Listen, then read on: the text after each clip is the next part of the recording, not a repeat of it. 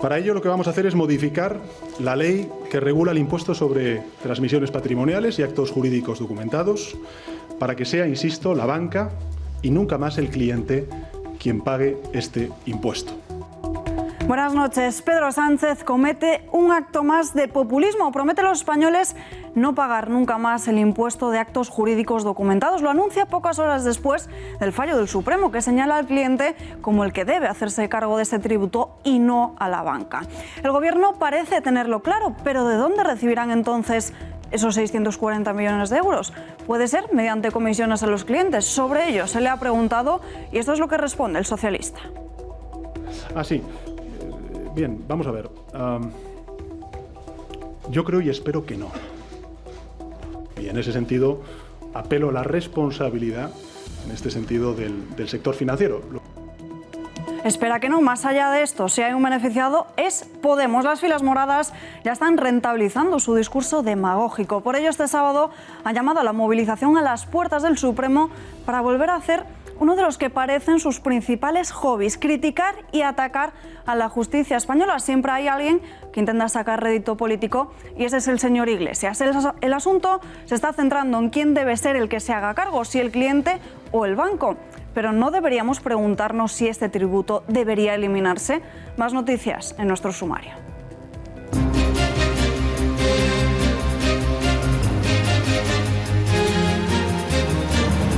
Sabíamos que a Dani Mateo no le gusta la bandera española y parece que tampoco le gusta tributar. El humorista se marca un Pedro Duque. Según publica hoy OK Diario, esconde 2 viviendas en una sociedad instrumental para eludir el pago de impuestos. En unos minutos hablamos con el periodista que ha destapado esta información para conocer todos los detalles.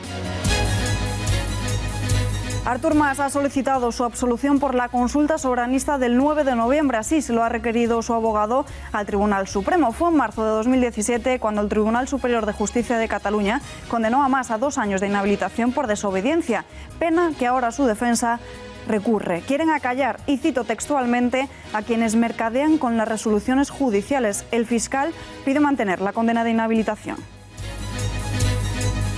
Del pánico a la falsa alarma, la estación de Sants en Barcelona y la de Atocha en Madrid han vivido muchos momentos de tensión y agitación debido a una falsa alarma de un paquete bomba. Ambos recintos han sido desalojados ante la posibilidad de que un pasajero hubiera accedido al tren llevando un artefacto explosivo. En unos minutos les contamos qué es lo que ha pasado exactamente. Todo se ha quedado afortunadamente en un susto. Algo pasa con el Nolotil. Tras la polémica provocada por la muerte de al menos una décima de británicos a causa de diversas complicaciones por el consumo de metamizol, la Agencia Española de Medicamentos y Productos Sanitarios ha recomendado no dar medicamentos que contengan Nolotil a los turistas y suministrarlo únicamente para terapias cortas y dosis bajas.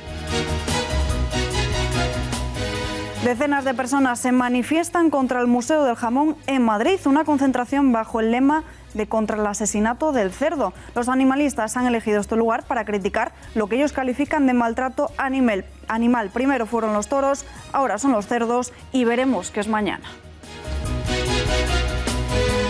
La actualidad internacional se centra en Estados Unidos. Los demócratas arrebatan a Donald Trump la Cámara de los Representantes. Después de 8 años de hegemonía republicana, este resultado abre la puerta a un ejercicio de control institucional del presidente que hasta ahora no se había producido en el Congreso. A Trump le ha ido mejor, eso sí, en el Senado.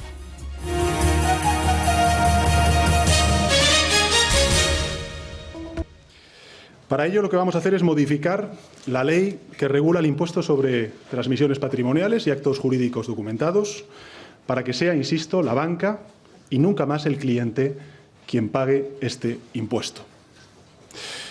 Lo hacemos 2 días después de conocerse la decisión y será en el día de mañana mediante la aprobación de un Real Decreto Ley que modificará el artículo 29 de la Ley de 1993 que regula este impuesto. Pedro Sánchez obligará a los bancos a que sean ellos los que paguen el impuesto de actos jurídicos documentados. Como saben, ayer el Supremo fallaba a favor de que fuesen los clientes quienes se hiciesen cargo de este tributo tras más de 18 días de confusión. Mañana mismo, este jueves, el Consejo de Ministros aprobará un Real Decreto Ley en este sentido. Choque frontal sin precedentes entre el Gobierno y el Alto Tribunal. Destacando que el Gobierno respeta, como ha respetado siempre, la labor y también la independencia del Poder Judicial.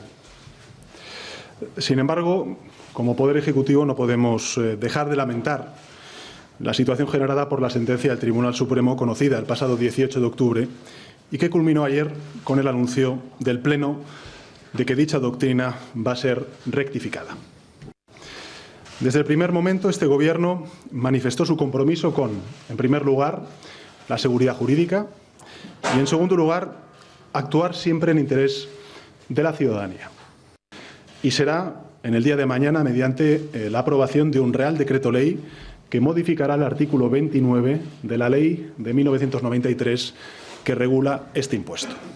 El Gobierno en las próximas semanas remitirá a las Cortes Generales la creación de la Autoridad Independiente de Protección de los Clientes Financieros. Decreto ley que pasa por modificar el artículo 29 de la Ley de Transmisiones Patrimoniales y Actos Jurídicos, la que regula el impuesto que se paga a la constitución de una hipoteca. Real Decreto Legislativo 1993 de 24 de septiembre por el que se aprueba el texto refundido de Ley del Impuesto sobre Transmisiones Patrimoniales y Actos Jurídicos Documentados. Artículo 29. Será sujeto pasivo el adquiriente del bien o derecho y, en su defecto, las personas que insten o soliciten los documentos notariales o aquellos en cuyo interés se expidan. Críticas generalizadas que se vierten sobre la actuación de la Sala Tercera, incluso quien ha pedido dimisiones y ceses. El presidente del Supremo, Carlos Lesmes, ha preferido echar la culpa a la ley. Dice que esta norma no es clara y que, por tanto, se generan dudas en torno a la misma. La forma de resolver cuestiones controvertidas de gran trascendencia en el Tribunal Supremo, como en otros tribunales, es mediante la celebración de plenos jurisdiccionales. Estas son las reglas del juego en nuestro Estado de Derecho y, por lo tanto, de nuestra propia democracia. Estas situaciones se producen o se ha producido en el presente caso, sin duda, y a lo largo de todos estos años, como consecuencia de la falta de claridad de la ley. Vamos a ver todos los detalles de este tributo. Se trata de un impuesto que se paga por inscribir la hipoteca en el registro de la propiedad. Hasta el momento lo pagaba el cliente y lo va a seguir pagando según el fallo de ayer del Tribunal Supremo. En el supuesto de que no hubiese hipoteca, este impuesto no se aplicaría. Este tributo, además, no invalida a ningún otro. Más cuestiones. ¿Quién lo paga? Pues según el Real Decreto de 1993 es el cliente, pero es, como decimos, una interpretación que se hace del mismo. Más dudas que saltan en torno a este impuesto. ¿Quién lo cobra? Pues serían las administraciones públicas, una competencia que está transferida a las comunidades autónomas. Cada Consejería de Hacienda es la que lo recauda en cada autonomía. No es el Estado ni tampoco el Ministerio de Hacienda. Tiempo de ver ahora las cuantías, porque se paga diferente según la comunidad autónoma. Las que van a ver ahora en este mapa se diferencian por colores.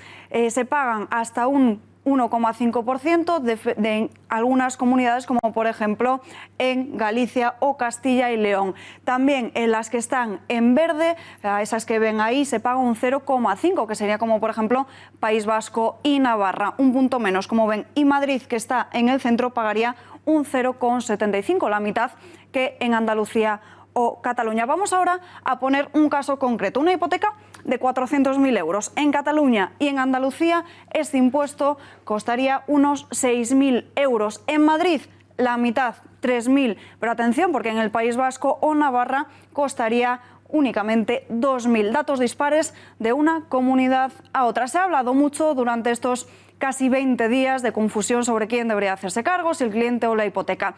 Veamos ya cuáles son las posiciones de los diferentes partidos políticos y comenzamos por Ciudadanos. En las filas naranjas quieren una modificación legal urgente, es decir, el partido de Rivera apoyará el decreto del Gobierno de que sea la banca quien se haga cargo de este tributo. Yo les quiero anunciar que Ciudadanos va a pedir una modificación urgente de la legislación actual para que se libere a las familias de este impuesto. Creemos que no son las familias quienes tienen que asumir ese impuesto y, en todo caso, que lo asuma la banca, que en este caso es lo que creemos más justo en esta situación. Y misma posición que mantienen en Podemos, que pague la banca. La formación liderada por Iglesias ya aprovecha para sacar rentabilidad del asunto y, atención, han convocado una manifestación para este sábado a las puertas del Supremo.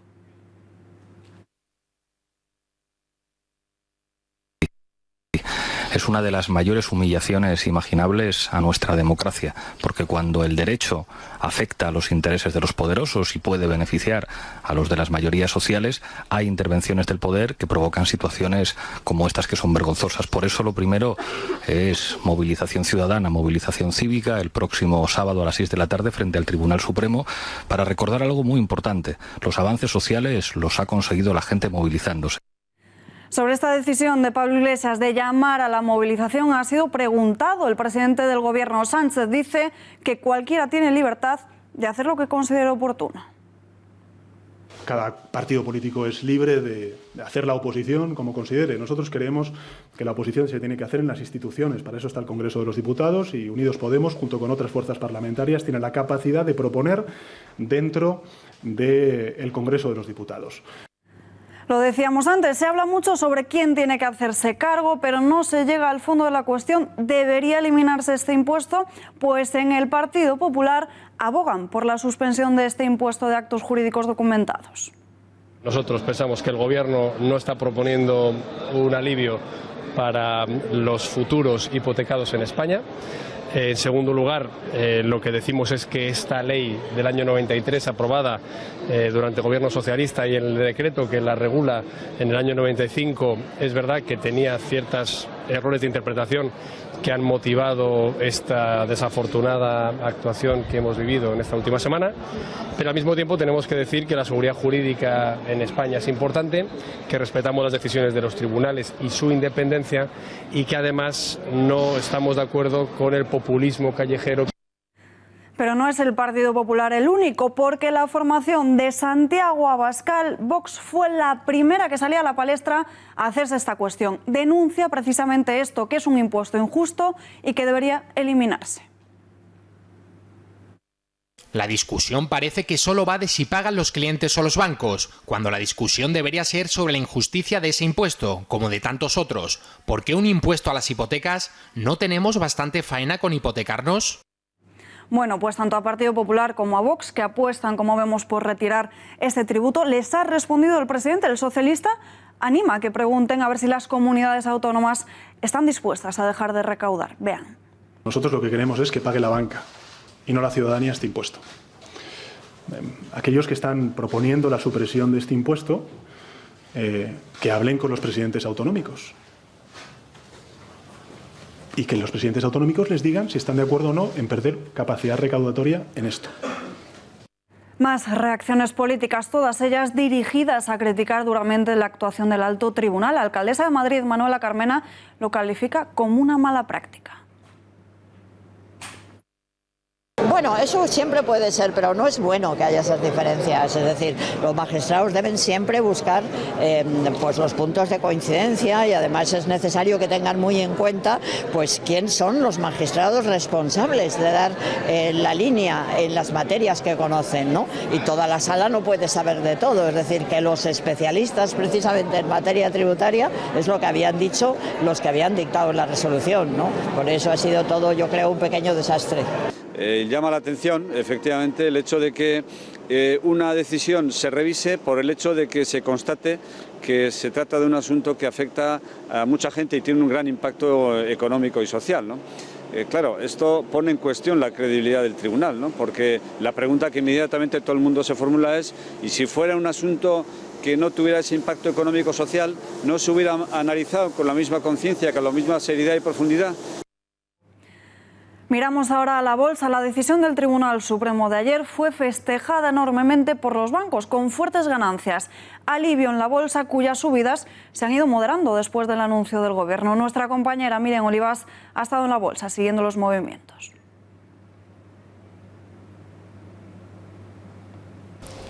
festejó los bancos después de que el Tribunal Supremo anunciara que serían los clientes los que seguirían pagando ese impuesto de actos jurídicos documentados. Crecieron en bolsa en torno al 6% e incluso hubo valores como el Sabadell que crecieron en un 13%. El IBEX 35 también aumentó en un 1,7%, alzado por los bancos. Pero esta mañana, cuando Pedro Sánchez ha anunciado que ha tomado la decisión de que no sean los clientes sino los bancos los que empiecen a pagar ese impuesto por medio de un Real Decreto, ese crecimiento se ha moderado. Aún así, han recuperado crecimiento y hasta ahora siguen creciendo en torno al 2 y al 3%, aunque habrá que ver cómo evoluciona este crecimiento, porque parece que esta vez sí, esta será la decisión definitiva.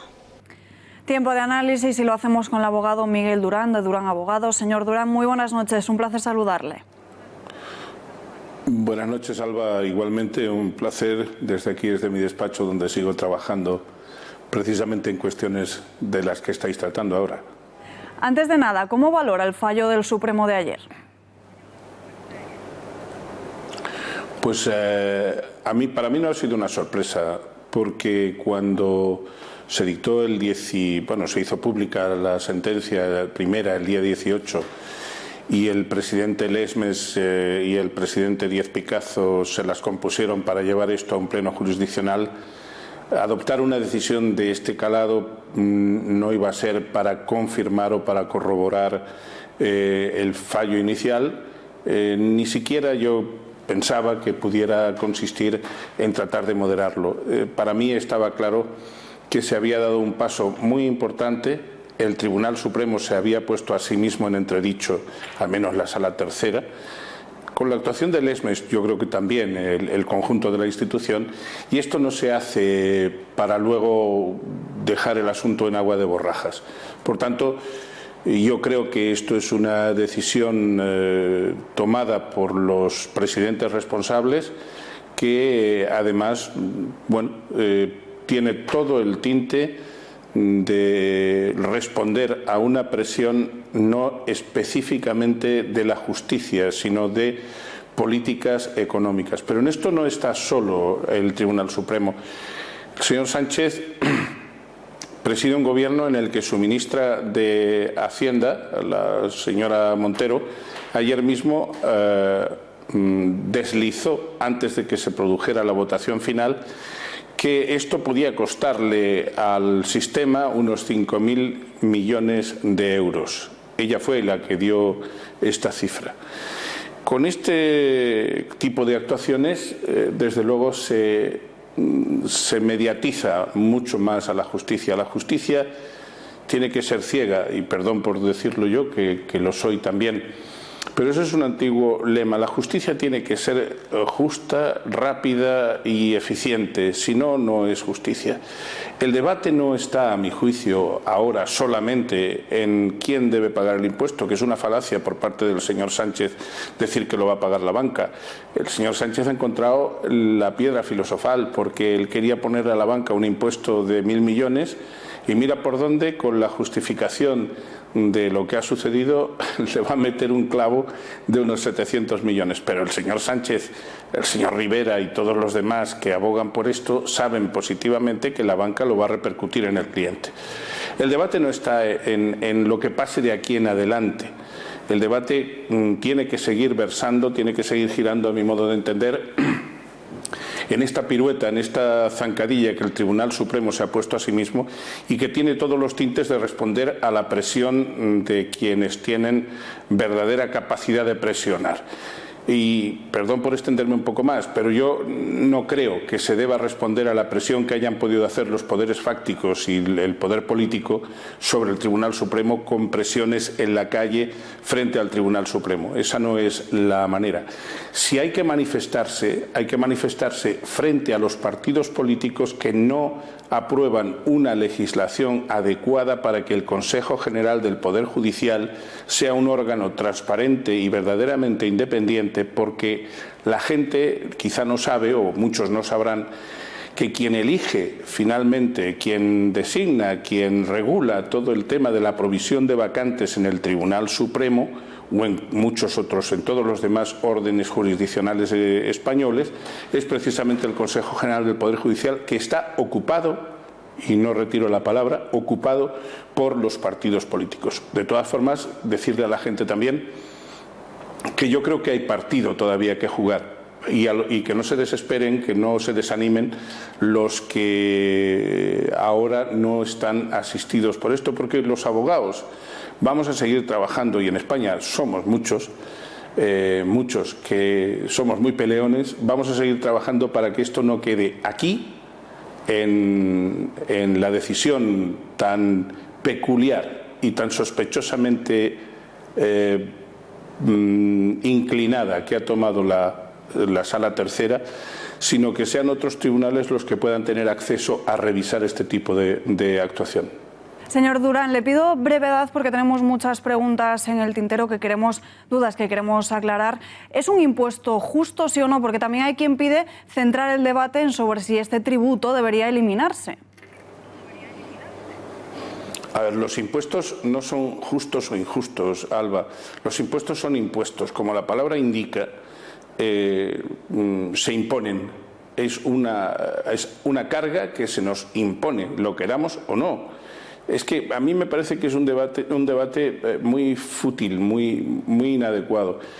Lo más importante es ver si el sistema tributario es bueno. El impuesto de actos jurídicos documentados, en comparación con el conjunto de los impuestos que pagamos los españoles, pues es que no llega ni al 0,5%. Entonces, me parece que es despistar a la gente.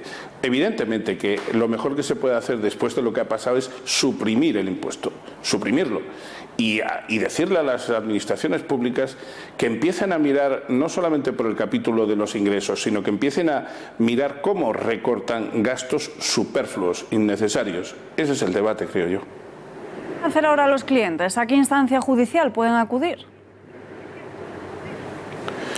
Yo creo que existen varias vías. Desde luego, el letrado que tuvo la feliz capacidad de provocar esta situación, a quien vaya desde aquí mi más expreso reconocimiento, él sabe que ellos son parte y, a mi juicio, existe una posibilidad de acudir al Tribunal Constitucional. Aquí lo que tienen que resolver los señores que votaron ayer del Supremo, tendrían que resolver en conciencia, es por qué a partir de ahora unos señores no van a tener derecho a que se les permita que sea el banco el que pague el impuesto que primero le hicieron pagar, y otros, sin embargo, los que de aquí para atrás cuentan con una sentencia firme. Sí, eso en principio afecta al principio de igualdad. Entonces, existe también otra vía, que son cuestiones prejudiciales que se pueden plantear ante los juzgados de instancia para que sean estos juzgados los que, a su vez, se remitan al Tribunal de Justicia de la Unión Europea, porque, en definitiva, y no puede olvidarse esto a mi entender, el impuesto estaba metido en el conjunto de una cláusula abusiva que los bancos imponían a los hipotecados sin explicar suficientemente el porqué de cada cosa. Entonces, yo creo que esa es una vía que está ahí, pero también el Tribunal de Estrasburgo podrá conocer, si el colega que puede hacerlo acude al Tribunal Constitucional y este falla en contra, se puede acudir a Estrasburgo. Y luego a mí me parece que también hay otra cuestión.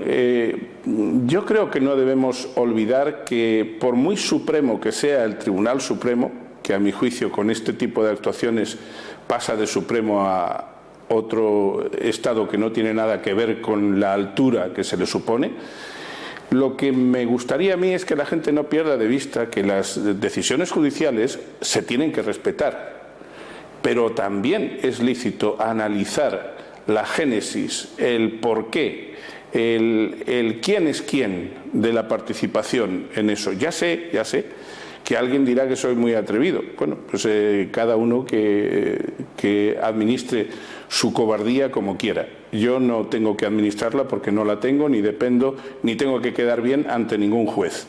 Yo tengo que quedar bien ante mis clientes. Señor Durán, muchísimas gracias por estar con nosotros en directo. Muy buenas noches. Buenas noches, gracias a vosotros. Más asuntos. Lo conocíamos a última hora de esta tarde. María Dolores de Cospedal abandona su asiento en el Congreso. Lo hace después de haber hecho lo mismo en el Comité Ejecutivo del partido y tras las numerosas informaciones sobre esa reunión con el excomisario Villarejo. Una decisión tomada, asegura, para no manchar a su partido. Desde que empecé a dedicarme a la política, hace ya más de 20 años, no he tenido otro interés que servir a mi país a través de unas siglas, las del Partido Popular. Creo humildemente que mi actitud ante los casos de corrupción que dañaron innegablemente el buen nombre del Partido Popular me hizo merecedora de la autoridad de defender el honor de tantos compañeros que fueron objeto de injusticias.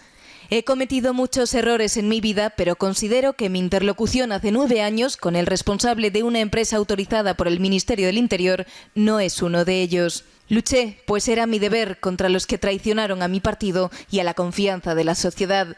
Lo hago para liberar al Partido Popular de cualquier ataque. Esté donde esté a partir de ahora, vaya donde vaya, seguiré trabajando por el futuro de mi país. Esta salida se traduce en un ejemplo más del nuevo Partido Popular, un PP con un presidente que no quiere tener las siglas manchadas y ni la mochila cargada con casos de corrupción. Editorial con Rafa Núñez de Huesca.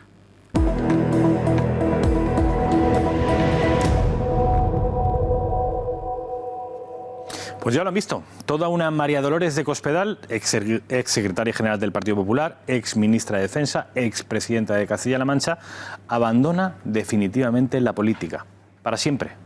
Primero abandonó sus cargos en el partido y ahora abandona su puesto en el Congreso de los Diputados.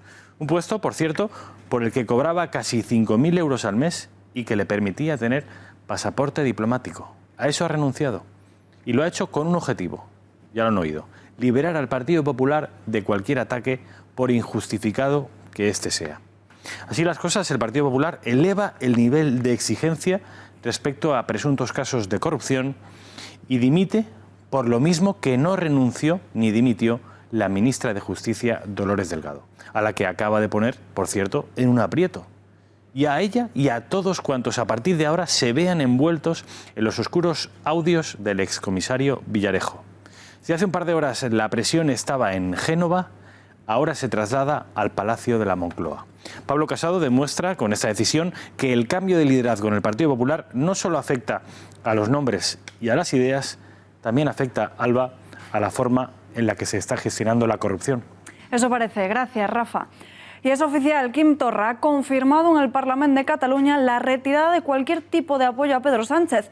Por lo tanto, el separatismo no respaldará el proyecto presupuestario del Gobierno. Además, el presidente de la Generalitat ha vuelto a desafiar a la justicia apuntando a la Fiscalía y a la Abogacía. Les recuerda que todavía están a tiempo de rectificar sobre la petición de penes. La Fiscalia i l'Advocacia de l'Estat s'han pronunciat amb molta claredat. Busquen venjança. El govern espanyol ha decidit que no es posarà al costat de la democràcia i la justícia, sinó que avala l'ús de la via judicial per escarmentar políticament i per venjar la derrota a les urnes. És per això que retirem qualsevol mena de suport al govern espanyol. A pesar de ello, el presidente del Gobierno no se da por vencido. Le da igual no tener apoyo y mucho menos, o eso parece, conseguir que los presupuestos lleguen al Congreso de los Diputados. El socialista continúa en su empeño de aferrarse al sillón presidencial. Sí, yo quiero agotar la legislatura porque el Gobierno está sacando adelante cosas importantes para el conjunto de la ciudadanía, que tienen que ver con la recuperación de derechos, de libertades, con la reconstrucción del estado del bienestar.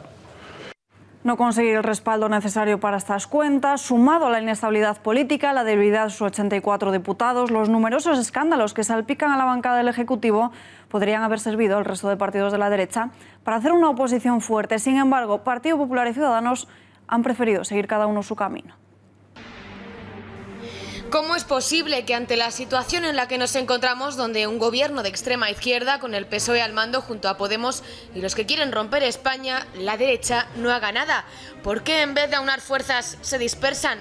Lo hemos visto claro este fin de semana, Alsasua, un mitin convocado por Ciudadanos en un lugar donde hace 2 años agredieron a 2 guardias civiles y a sus parejas. Un lugar donde hacía falta estar unido y no lo hicieron así. El acto fue secundado por el PP y por Vox, pero en ningún momento hubo referencia a ellos. De hecho, Albert Rivera lo dejó claro. En los actos de mi partido y de la plataforma que hemos fundado estamos comodísimos. En este caso parece que hay otros partidos que no organizan actos y se vienen a los nuestros. Oiga, pues fantástico que los otros partidos no organicen actos y que se sumen a otros. Quiso un protagonismo exclusivo, pero más actos en solitario. Que el próximo día 24 vamos a hacer un acto en Madrid, España Ciudadana va a convocar ese acto, la plataforma civil, con el siguiente eslogan: sí a la justicia, no a los indultos. ¿Acaso no están también PP y Vox en contra de lo que está haciendo Sánchez con los separatistas? Sí parece, o al menos con este cartel.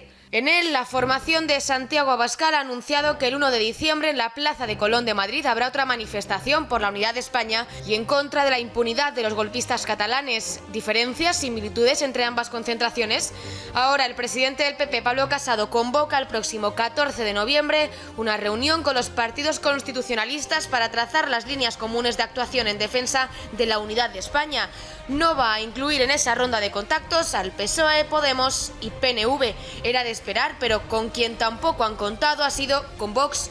Dicen que no tienen representación parlamentaria y a pesar de que todas las encuestas ya le hacen un hueco en el Congreso, no piensan contar con ellos. Está claro que en vez de reunir fuerzas y acabar con el gobierno del Frente Popular de la extrema y unida izquierda, encabezada por Sánchez, están perdiendo oportunidades. Esperemos que no sea tarde. El Banco de España alerta de la incertidumbre política y de las tensiones en Cataluña. En su informe sobre estabilidad financiera correspondiente al primer semestre del año, el banco señala, entre las dudas que acechan a las economías mundiales, el alto grado de incertidumbre política, las tensiones comerciales y el endurecimiento de la política monetaria en Estados Unidos. En este documento se constata que las turbulencias financieras en Italia han tenido un impacto muy limitado sobre los mercados españoles. A esto se añade la incertidumbre sobre la orientación futura de las políticas económicas en el contexto de la fragmentación parlamentaria española y un eventual repunte de las tensiones políticas en Cataluña.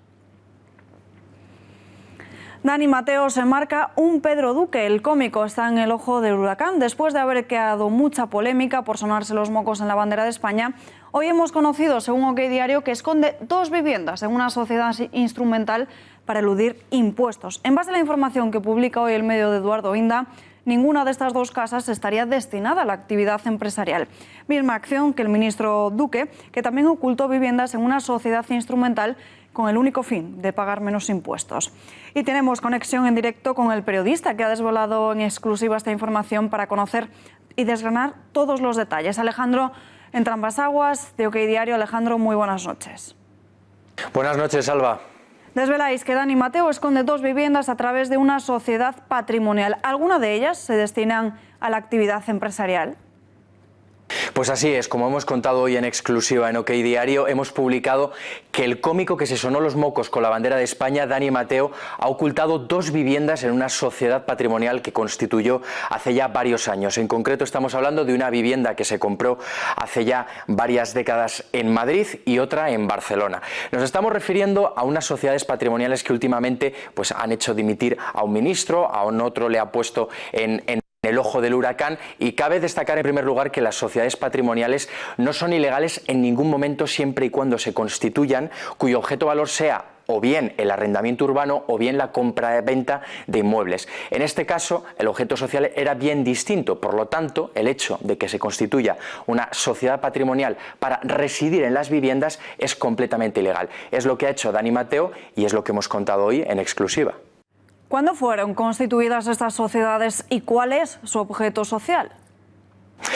La empresa Gracias por la Propina SL, que es como se llama la empresa que constituyó en el año 2008 Dani Mateo, se constituyó con un objeto social muy curioso, porque lejos de estar relacionada con el arrendamiento o con la compraventa urbana, realmente el título que tiene es la gestión y la producción audiovisual. O sea, es decir, estamos hablando de que los inmuebles no son bienes afectos de la sociedad, ya que el uso de esa sociedad es completamente distinto.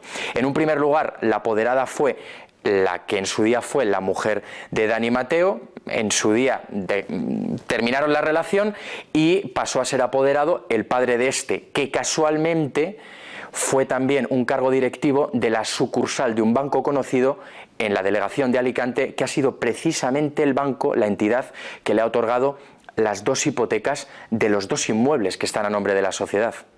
Creo además que habéis podido hablar con el humorista para corroborar toda esta información que publicáis en OK Diario. Le llamáis, le preguntáis por la vivienda que tiene en Madrid, dice que la tiene en alquiler, pero la realidad es muy distinta, ¿no? Así es, nosotros teníamos más que contrastada la información porque los documentos los teníamos de primera mano. Pudimos acceder en primicia al depósito de cuentas de la sociedad, a las notas simples del Colegio de Registradores y lo teníamos todo bien claro, era algo completamente objetivo. Aún así, desde OK Diario decidimos ponernos en contacto con el cómico y la respuesta, pues la verdad es que fue bastante sorprendente porque nos reconoció tener la sociedad patrimonial, pero nos dijo que él no residía en ninguna de las dos viviendas, que estaban destinadas al alquiler. Nosotros al día siguiente decidimos no publicar la información y nos presentamos en una de ellas, que es la que está situada en el céntrico barrio de Malasaña, aquí en Madrid. La sorpresa que nos encontramos fue que nos encontramos con el cómico entrando en el portal y claro, pues no le quedó otra que reconocernos que lo del alquiler había sido un farol y que él residía en la vivienda, algo que de cara a la agencia tributaria es completamente irregular. ¿Cuáles son las ventajas fiscales de las que se habría beneficiado Dani Mateo? Pues bastantes, porque al utilizar los inmuebles como su uso particular y no ser bienes afecto de la sociedad, estamos hablando de que como mínimo se está ahorrando. En cuanto al IRPF, el impuesto de renta presunta, que es el que tienes que pagar cuando tienes una segunda vivienda. La segunda vivienda de él era la que estaba en Barcelona, en una de las zonas céntricas más caras de la ciudad condal, justo detrás de la plaza Urquinaona. Otro de los impuestos que se está ahorrando, que está eludiendo gracias a la utilización de esta sociedad patrimonial, es el impuesto de patrimonio, que es el que tienes que pagar en función de la valoración que tú mismo le haces al inmueble. Casualmente o habitualmente suele coincidir con el valor catastral del mismo. Y en último lugar, pues todos los gastos que tú en tu sociedad decidas deducirte. Cuantos más gastos te deduces, menos impuestos pagas. En este caso, la media de facturación de Dani Mateo eran 550.000 euros al año. De una manera bastante extraña, se deducía más de 400.000 y lógicamente lo que tenía que pagar en impuestos era ridículo. Si tú facturas más de $500.000 de euros, lo lógico es que tengas que tributar como mínimo al 48%, pues él lo que pagaba en impuestos era poco más de 7.000 euros. Alejandro, enhorabuena por esta información, gracias por estar en este informativo, muy buenas noches. Buenas noches, Alba. Y abrimos ahora nuestra habitual sección de la lupa de Rafa Núñez Huesca. Rafa, buenas noches de nuevo. Muy buenas noches, Alba. Bueno, creo que hoy centramos el asunto en Dani Mateo, la bandera, y qué es lo que pasaría en otros países si hubiese sucedido esto. Efectivamente, pero antes te diré, intentando completar un poco la información que dábamos ayer respecto a las empresas que habían salido huyendo del programa El Intermedio, que si ayer en esta lupa de la informativo hablábamos de 5 empresas, hoy ya son 7. Es decir, parece que la polémica se está diluyendo, sin embargo las empresas no paran de huir. Hoy ha sido Babyliss, que es una empresa de instrumentos para el afeitado masculino, y otra empresa más, también una empresa menor sobre instrumentos también para el afeitado, que suman ya 7. Pero lo que decías, efectivamente, Alba, yo me preguntaba si esta polémica hubiera sido tal en otro país, si tienen también a sus símbolos nacionales tan a flor de piel como lo tenemos nosotros. Bueno, pues te vas a sorprender porque si en España esto ha sido polémico, desde un punto de vista mediático, desde el punto de vista de las redes sociales, no lo es desde un punto de vista legal, porque nuestra bandera está apenas protegida. Hay un artículo en el Código Penal que habla de ultrajes a España, y en el caso más grave de los ultrajes a España, que tiene que ser, por supuesto, un ultraje deliberado y, dice literalmente el artículo, con publicidad, son 12 meses de prisión. Este en el caso de España. Pero vayámonos, por ejemplo, al caso mexicano. La bandera de México es algo absolutamente reverenciado en nuestro país, en el país mexicano, y ahí están viendo la bandera mexicana, hasta el punto de que está protegida, por supuesto, contra todo tipo de ultrajes mediante penas económicas y, por supuesto, penas de cárcel. Pero no solo eso, el cantante Luis Miguel, que quizá es el cantante más famoso del país americano, fue obligado a cambiar la portada de uno de sus discos porque los colores de la bandera no eran exactamente los que indica la Constitución mexicana. Vean la siguiente imagen de una cantante famosa a la que ustedes reconocerán. Se trata de Paulina Rubio.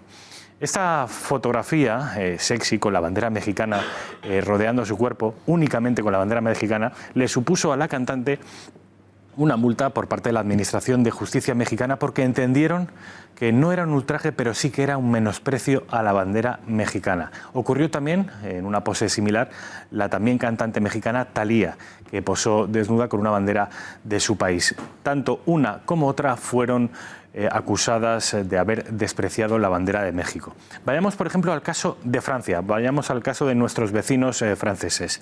La tricolor, a raíz de los insultos y los abucheos al himno nacional francés, a la marsellesa, hace alrededor de 2 décadas, se establecieron una serie de parámetros legales que defienden los símbolos nacionales franceses con penas, por supuesto, de cárcel, pero incluso penas de 7.500 euros a todo aquel que la Administración de Justicia entienda que la bandera tricolor ha sido ultrajada o ha sido vejada de alguna manera.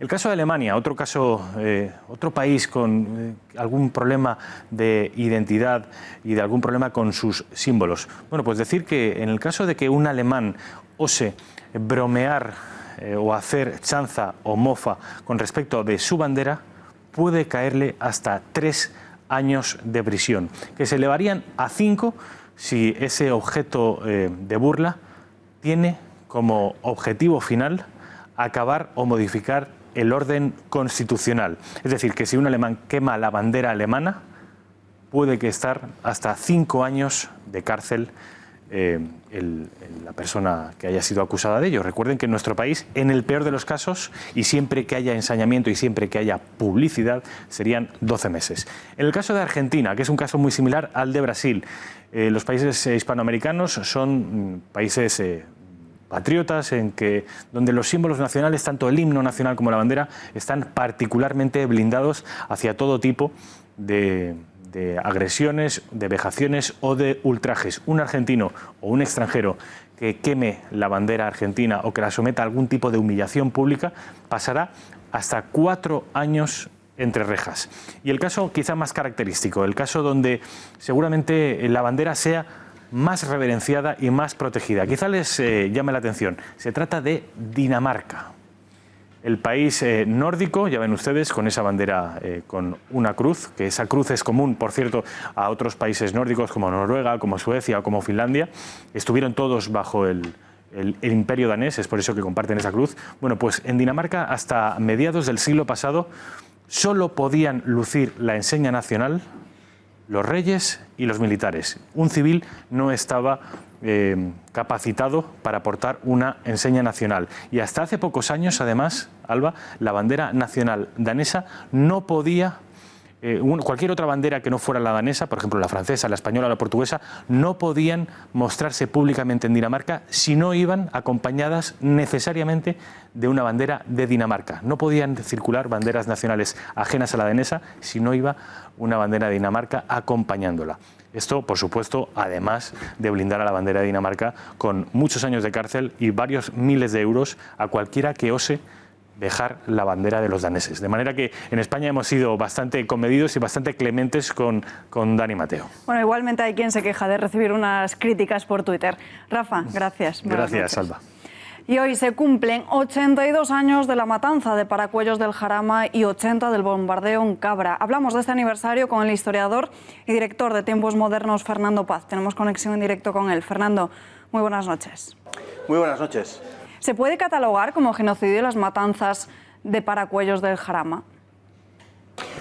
Bueno, la definición de genocidio es una definición que no es excesivamente precisa en el derecho internacional, por lo cual pues, puede calificarse como parte de un genocidio que sería el de los católicos durante la Guerra Civil Española, que efectivamente sucedió. De acuerdo a esa definición de derecho internacional, es la aniquilación de un grupo social, en este caso por razones religiosas y también razones políticas. Lo que estaban haciendo las autoridades del Frente Popular era eliminar a todos aquellos que pudieran formar parte de los sublevados ante la inminencia de la llegada de las tropas nacionales a Madrid. ¿Cuál fue la responsabilidad de Santiago Carrillo en la matanza de Paracuellos?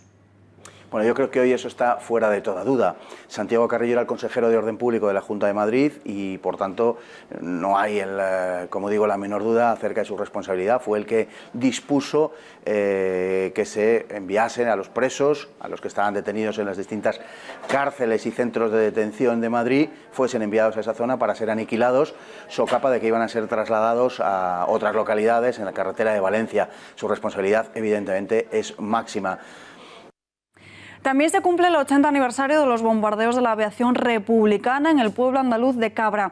¿Qué fue lo que sucedió y por qué este episodio es menos conocido que el de Guernica, en el que además murió el mismo número de gente, más o menos?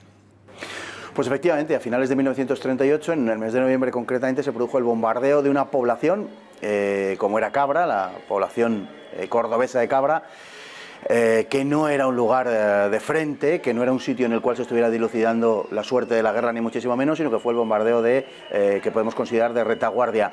Murió, como bien se ha dicho, una cantidad de gente semejante a la gente que murió en Guernica, y sin embargo, bueno, no puede compararse la propaganda en torno a un hecho y al otro. Indudablemente esto se debe al manejo precisamente de la propaganda por parte del bando perdedor de la guerra civil, que, como dice Anthony Weber, el célebre historiador inglés, es el único caso en el mundo en el cual la historia la han escrito los derrotados. Por eso se habla de Guernica y por eso no se habla de Cabra, que, como acertadamente se ha dicho, son dos casos muy semejantes.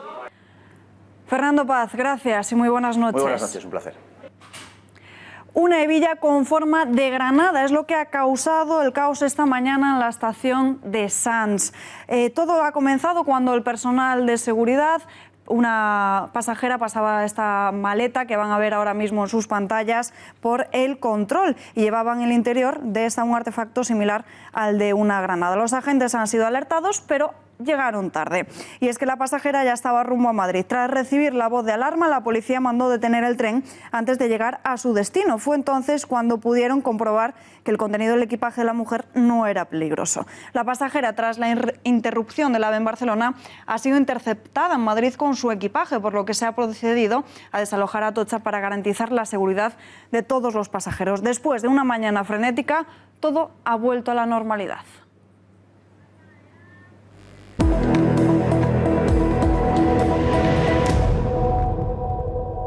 Abrimos página internacional y nos vamos hasta Estados Unidos. Los demócratas arrebatan a Donald Trump la Cámara de los Representantes. A partir de ahora, las medidas del presidente tendrán un control institucional hasta ahora no visto en el Congreso. Midterm-americanas enfrentaron a republicanos y a demócratas. Los estadounidenses valoraban la gestión del gobierno de Trump hasta ahora votando. El resultado, el poder repartido en las dos cámaras. El Partido Demócrata cumple con los pronósticos y recupera el control de la Cámara de Representantes después de 8 años. Los republicanos mantienen el poder en el Senado durante 2 años más y consiguen aumentar su mayoría con victorias importantes en estados como Indiana, Missouri o Florida, que estaban en manos demócratas. Es cierto que Trump pierde una cámara, pero también lo es que desde el siglo XIX el 95% de presidentes lo han hecho, algo habitual en las legislativas que sirven para que los ciudadanos den un toque de atención al gobierno. Ahora bien, sí que Trump tendrá complicado llevar a cabo sus polémicas medidas como el muro con México o las políticas migratorias, ya que los demócratas bloquearán sus iniciativas. Aumenta también la posibilidad de que los azules inicien el impeachment para intentar echarle de la presidencia, aunque sería paralizado por el Senado. De todas formas, han sido unas elecciones que han hecho historia no solo por la masiva participación, sino por el récord de mujeres elegidas. Sin duda, las protagonistas de la jornada.